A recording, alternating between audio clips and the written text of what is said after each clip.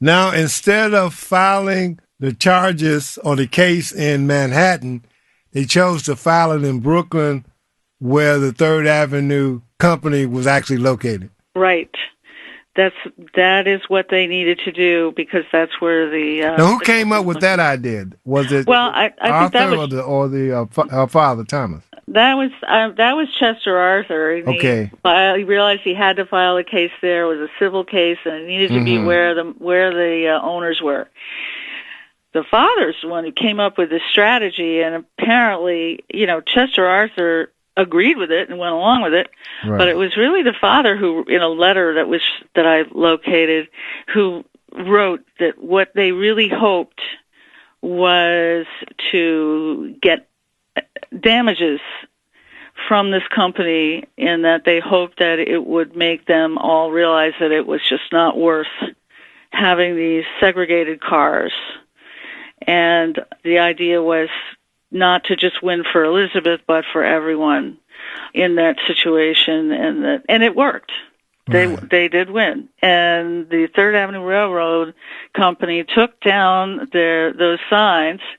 The cars were desegregated immediately, and several others followed suit, and it really was the first significant step. So there were several setbacks, some other cases that didn't go as well, but the Elizabeth Jennings case was the first major step. Now I found it. Go ahead. No, that's okay. I found it interesting when the judge charged the jury.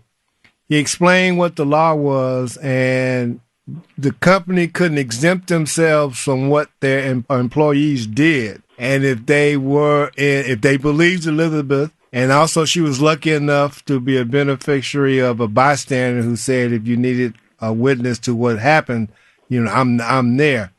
So I found that interesting since, the jury was white, the judge was white, and when he laid out what the laws were, it was pretty, I guess, historic to the point that she was going against all these other white individuals, which was the justice system at that time.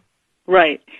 Well, when Chester Arthur and Elizabeth's father, Thomas Jennings, they did the research, and they found that under statutes that were already on the books in New York State, that these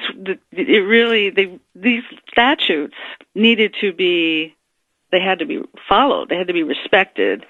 So the judge explained that to the jury. They could still have turned around and just ignored her plight. But obviously they had a judge who was a thoughtful person, a progressive-minded person, and somehow the teamwork with Thomas Jennings, Elizabeth's father, and Chester Arthur, they came up with a strategy, and it worked. I think they were very surprised, and it was a great day. And Frederick Douglass wrote about it. The story was covered in newspapers across the country, and many of them, mostly black newspapers, but some of them were also white-owned anti-slavery newspapers that covered it. And one of the things that made it hard to research this story is that almost all of those newspapers, really all of them, have been out of business for so long that you have to dig through the archives to find the material.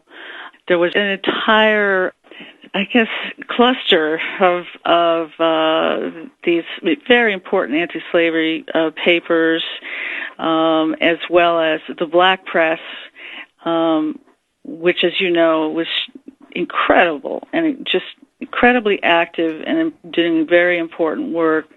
And there's still many fine black newspapers. I was just reading the Amsterdam News the other day, but the original ones are gone. So that's part of the reason why the story just kind of disappeared it just made it hard for people to research, and I think people just forgot about it. And there's no evidence that she did anything to keep the story going.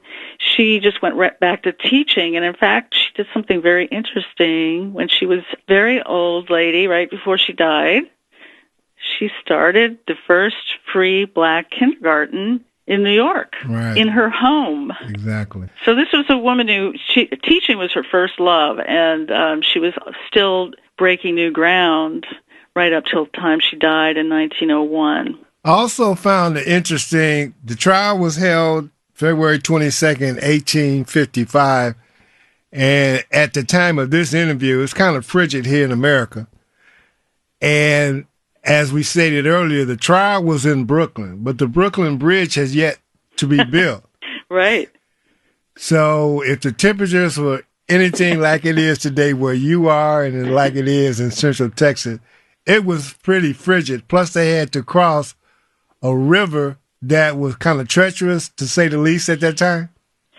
Yes, indeed. That East River has always been it's not that wide, but it's got a lot of strong currents. But, I was so excited about the idea, and I wanted people to see. I found a picture, a painting of people walking to Brooklyn. Right. And I thought, oh my God, that has to go in the book, because it's just really sets it makes it very clear the era, as long before the famous Brooklyn Bridge was built.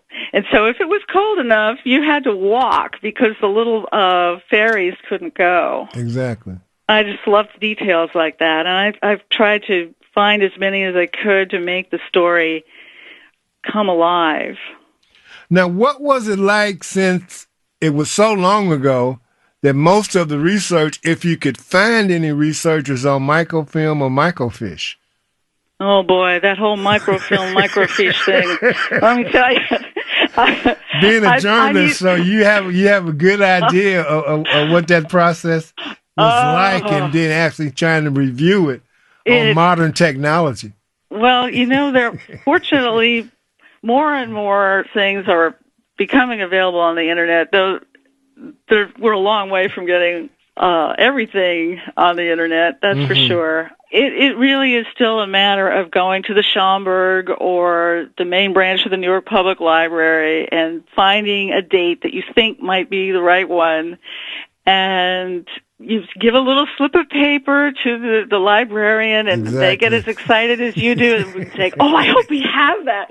And then like an hour later, they come back, especially downtown, the main branch, because obviously they have storage under Bryant Park, so they send some guy off to find this obscure piece of whatever.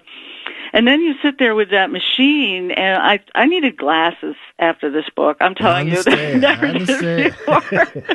It is so exhausting, but it's so exciting when you find what you're looking for. It's great. And I want to talk to kids. I'm planning to talk about this and about, I have a file called Dead Ends. I want to tell them about that. And I think there's many different ways to talk about this story in terms of how it came to be that I think is interesting and important for young people to know about. And speaking of young people, it was a group of students in the area that were researching, ironically, for something for Martin Luther King birthday, some years ago, that actually ran across this information about Elizabeth Jennings.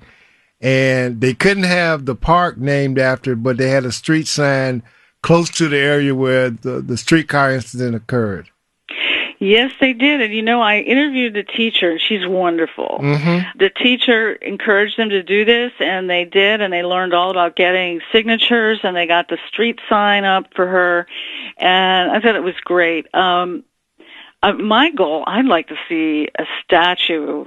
Gotcha. I would really like to see it right in City Hall Park, a statue of Elizabeth Jennings. There are almost, I think it's 3 or 4 statues of women in all of New York City. Right. It's ridiculous, and I don't know that there are any black women.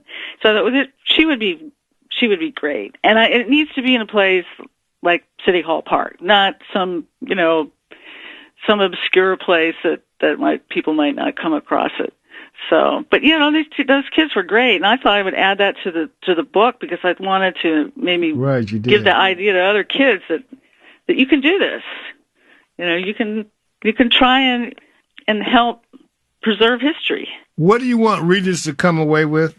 I'd like two things. I would like for them to know about this extraordinary woman and that she accomplished something that was very difficult, and she was very brave, and that this was at a time when women who had accomplishments such as hers they just never were written into the textbooks at all. So I'd like for her to be known and remembered. And what she needed was a book. I mean, there's little scraps of her here and there, but she really needed a book with all of the research in it, like what I did. And the other thing is I really want people to understand more about what was going on in the North. Mm-hmm. It's very oversimplified, this whole idea that, the North were the good guys and the South were the bad guys. And there's so few people. I've talked to people in New York in the city who should know better, but nobody was teaching it to people up here. I mean, when I tell them there was a municipal slave market at Wall Street, they're like, what are you talking about? Exactly. They don't know. So I'm hoping that I help to add to the conversation about, it's a very complex and devastating history, but if we only know parts of it, or we've just oversimplified it in some way, that doesn't help us today to understand why we are where we are. As you say that, why was it important for you to put this whole event in context of the time? Why was it important? Yes, to include, to actually, to frame it where it was not an isolated incident in itself, but it was a part of what society was all about in New York City, particularly in Manhattan. I just felt that people knew so little that it would be really not doing anyone a service to write just about her as if she fell from the sky and this happened. I really felt the more that I was reading about the era and the time and place, I wanted the whole picture. The context is really important, and so the book is about her. It's a biography of her, but it's really about the North before the Civil War. And as you said, I even have a sidebar about the famous Civil War draft riots, which I found horrible. Which I found interesting because I didn't know about that. Yeah, that's something that nobody ever gets around to teaching us that either. So I think the more we know about real history of America, the more it's got to be a benefit to everyone. It doesn't help us to have these big missing pieces, whether you're white or black or Asian, whether you're a newcomer to this country or whether you're from a family that's been here a long time. It's just important to understand the true history of the place where you live. Any final comments, Amy Hill Hearth? Well, I want to thank you for having me, and I'm very excited about this book. I do feel that Dr. Bessie and Miss Sadie Delaney are behind me 100% from the spirit world because they made me promise to write this. They said they took me aside and told me what I was going to be doing in the future after they were gone, and this is exactly the kind of book they would have wanted me to do. So I feel like I've lived up to that promise. Amy Hill Hearth, journalist and author of Streetcar to Justice: How Elizabeth Jennings Won the Right to Ride in New York.